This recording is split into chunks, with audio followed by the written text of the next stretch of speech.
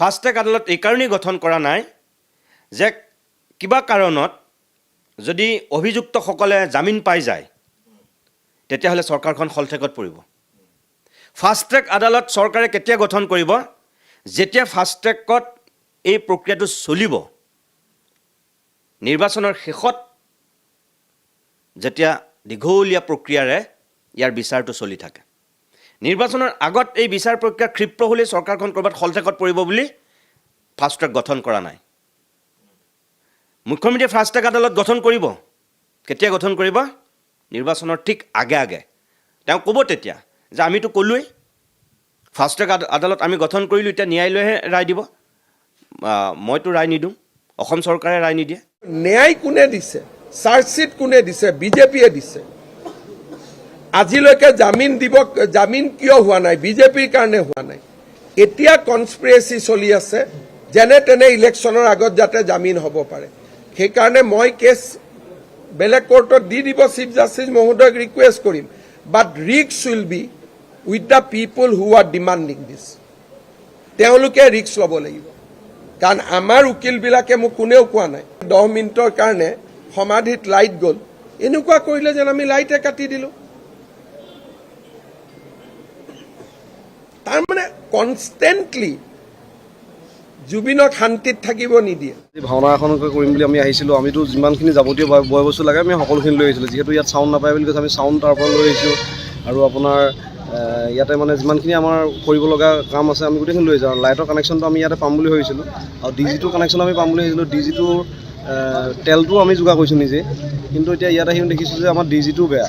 আৰু এতিয়ালৈকে প্ৰায় এঘণ্টা সময় হ'ব হ'ল আমি ৰৈ থকা। আমি ভাওনাখন কৰিবলৈ মানে আমি মেকআপ ল'ব পৰা ব্যৱস্থা নাই এতিয়ালৈকে। মানে আমি ভাওনাখন ইমান দূৰৰ পৰা আহিলোঁ, দিনটো ভাগৰে যোগে আহি পেলাই এতিয়া ভাওনাখন কৰিম বুলি অতি হেঁপাহে আহিছিলোঁ। জুবিনদাৰ প্ৰতি শ্ৰদ্ধাজনে আমি এখন ভাওনাখন কৰিম বুলি, কিন্তু এতিয়া আহি দেখিছোঁ যে পোহৰৰ কোনো ব্যৱস্থা নাই। জুবিন ক্ষেত্ৰখনৰ জাগা কোনে নিৰ্ধাৰণ কৰিলে? জুবিনক যে তাত সমাধিস্থ কৰিব লাগে সেই নিৰ্ণয় কোনে ল'লে? আৰু দিনত 8 বাৰ 9 বাৰ মাটি খান্দাৰ পৰা গছ কাটাৰ পৰা সেই জাগাটোক ক্ষেত্ৰ কোনে বনালে?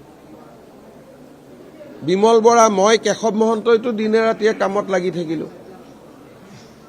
এতিয়া আমি স্থানটো কৰি দিছোঁ, বেলেগসকল যাওক, আমিতো বেয়া নাপাওঁ, কিন্তু নিৰ্মাণ কোনে কৰিলে? সেই জাগাটো যে জুবিন সমাধি হ'ল, জাগাটো কোনে চিলেক্ট কৰিলে? মুখ্যমন্ত্ৰী মহোদয়, উত্তৰ দিয়ক আপুনি। হয়, 1 মিনিটৰ বাবে হ'লেও কিয় অন্ধকাৰত ডুব যাব প্ৰাণৰ শিল্পী জুবিন গাৰ্গৰ অন্তিম ঠিকনা? উত্তৰ দিয়ক, জৰুৰীকালীন বিদ্যুতৰ বাবে থকা জেনেৰেটৰ কিয় বিকল? স্থান নিৰ্ধাৰণ কৰিয়েই চৰকাৰৰ দায়িত্ব শেষ নেকি, যাৰ বাবে 5 মাহে বাউণ্ডেৰী ৱালখনো নিৰ্মাণ কৰিব নোৱাৰিলে? মাইকেল জেকছনৰ পিছতে শেষ যাত্ৰাত সৰ্বাধিক লোকৰ সমাগম হোৱা প্ৰতিগৰাকী অসমীয়াৰ ঘৰৰ ল'ৰা স্বৰূপ প্ৰাণৰ শিল্পীগৰাকীৰ সমাধিস্থলী নিৰ্ধাৰণ কৰাই নহয়, সন্মান এটাক জাকত জিলিকাকৈ ইমান দিনে নিৰ্মাণ কৰিব নোৱাৰাটো আপোনাৰ চৰকাৰৰ চূড়ান্ত ব্যৰ্থতা। আৰু প্ৰাণৰ শিল্পীৰ প্ৰতি আপোনাৰ চৰকাৰৰ এই চৰম অৱহেলা অসমবাসীয়ে দেখিছে। জুবিন গাৰ্গৰ ন্যায়ৰ প্ৰসংগতো একেই বোকা ছটিওৱাৰ খেল মুখ্যমন্ত্ৰীৰ।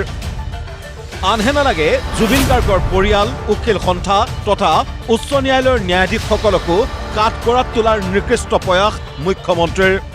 এইকেইদিন ফাষ্ট ট্ৰেক কোৰ্টক লৈ এটা ৰাজনীতি কৰি আছে। এই দিশটোৰ ক্ষেত্ৰতো আমি 26 তাৰিখে কেবিনেটত সিদ্ধান্ত ল'ম, কিন্তু আমি পিছুৱাই থকাৰ মূল কাৰণটোৱে আছিল যে যিকোনো ন্যায়াধীশেই পুলিচ চিকিউৰিটি দুজনক অন্ততঃ জামিন দিলেহেঁতেন। যিকোনো ন্যায়াধীশেই মহিলা বুলি, কি নাম আছিল তেখেত, অমৃত প্ৰভাক জামিন দিলেহেঁতেন। এইগৰাকী ন্যায়াধীশে বলিষ্ঠভাৱে 3টাকৈ জামিনৰ আবেদন নাকচ কৰিছে, আৰু ভয়তে শ্যাম কানু আৰু সিদ্ধাৰ্থই জামিনৰ আবেদন উদ্ৰ কৰিছে। এতিয়া সেইগৰাকী ন্যায়াধীশৰ পৰা কেছটো আঁতৰাবৰ কাৰণে এটা হাৱা নিৰ্মাণ কৰা হৈছে। আমি কি অনুৰোধ কৰিব লাগে যে এইগৰাকী জাজে ডে টু ডে হিয়াৰিং কৰক। কিন্তু একচাম লাগি গ'ল যে এইগৰাকী জাজৰ পৰা গোচৰটোক গুচাই দিব লাগে যাতে বেলেগ এখন কোৰ্ট হয়। ইলেকশ্যনৰ আগতে এইগৰাকী জাজেতো জামিন নিদিয়ে, বেলেগ এগৰাকী জাজৰ তাত কেছটো যাওক আৰু জামিন এটা হওক, তেতিয়া মোক যাতে আক্ৰমণ কৰিব পাৰে। মাননীয় মুখ্যমন্ত্ৰী মহোদয়, প্ৰথম দিনটোৰ পৰাই জুবিন গাৰ্গৰ পত্নী, পৰিয়াল, বন্ধুবৰ্গ তথা উকিল সন্থাই দাবী কৰি আহিছিল ফাষ্ট ট্ৰেক আদালত গঠনৰ। তেতিয়াহ'লে ফাষ্ট ট্ৰেক আদালতক লৈ কোনে ৰাজনীতি কৰা বুলি আপুনি বুজাব খুজিছে? আন ন্যায়াধীশে জামিন দিলেহেঁতেন বুলি আপুনি দেশৰ ন্যায় ব্যৱস্থালৈ কিয় আঙুলি টোৱাইছে? নিৰ্বাচনৰ পূৰ্বে আপুনি ২৬ ফেব্ৰুৱাৰীত ফাষ্ট ট্ৰেক গঠনৰ কথা কিয় কৈছে? কাৰ নিৰ্দেশত শ্যাম কানু আৰু সিদ্ধাৰ্থই জামিন আবেদন প্ৰত্যাহাৰ কৰিছিল? এইবোৰ আৰু অজ্ঞাত নহয়।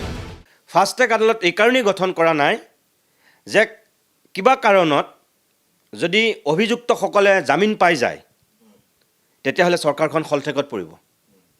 ফাষ্ট ট্ৰেক আদালত চৰকাৰে কেতিয়া গঠন কৰিব? যেতিয়া ফাষ্ট ট্ৰেকত এই প্ৰক্ৰিয়াটো চলিব, নিৰ্বাচনৰ শেষত যেতিয়া দীঘলীয়া প্ৰক্ৰিয়াৰে ইয়াৰ বিচাৰটো চলি থাকে। নিৰ্বাচনৰ আগত এই বিচাৰ প্ৰক্ৰিয়া ক্ষিপ্ৰ হ'লেই চৰকাৰখন ক'ৰবাত শলঠেকত পৰিব বুলি ফাষ্ট ট্ৰেক গঠন কৰা নাই। মুখ্যমন্ত্ৰীয়ে ফাষ্ট ট্ৰেক আদালত গঠন কৰিব। কেতিয়া গঠন কৰিব? নিৰ্বাচনৰ ঠিক আগে আগে। তেওঁ ক'ব তেতিয়া যে আমিতো ক'লোৱেই ফাষ্ট ট্ৰেক আদালত আমি গঠন কৰিলোঁ, এতিয়া ন্যায়ালয়েহে ৰায় দিব, মইতো ৰায় নিদিওঁ, অসম চৰকাৰে ৰায় নিদিয়ে। আমাৰ লাজ লাগে যেতিয়া ৰাজ্যৰ সৰ্বোচ্চ সাংবিধানিক পদত থকা লোকজনেই অভিযোগনামাত দাখিল মানে ন্যায় প্ৰদান বুলি নিৰ্লজ্জ মন্তব্য প্ৰদান কৰে। আৰু ন্যায় কোনে দিছে? চাৰ্জশ্বিট কোনে দিছে? বিজেপিয়ে দিছে। আজিলৈকে জামিন কিয় হোৱা নাই? বিজেপিৰ কাৰণে হোৱা নাই। এতিয়া কনস্পিৰেচি চলি আছে যেনে তেনে ইলেকশ্যনৰ আগত যাতে জামিন হ'ব পাৰে। সেইকাৰণে মই কেছ বেলেগ কোৰ্টত দি দিব, চিফ জাষ্টিছ মহোদয়ক ৰিকুৱেষ্ট কৰিম, but risk will be with the people who are demanding this. তেওঁলোকে ৰিস্ক ল'ব লাগিব, কাৰণ আমাৰ উকিলবিলাকে মোক কোনেও কোৱা নাই